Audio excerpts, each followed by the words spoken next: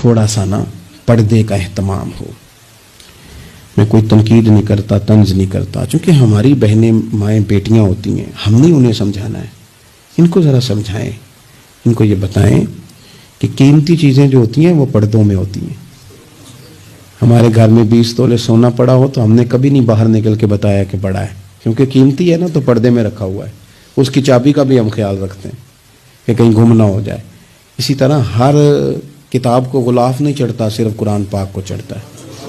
انہیں بتاؤ کہ ساری بیویاں پردہ نہیں کرتی، صرف سیدہ عائشہ صدیقہ کی کنیزیں کرتی ہیں، صرف سیدہ فاطمہ کی کنیزیں کرتی ہیں رضی اللہ تعالی عنہما.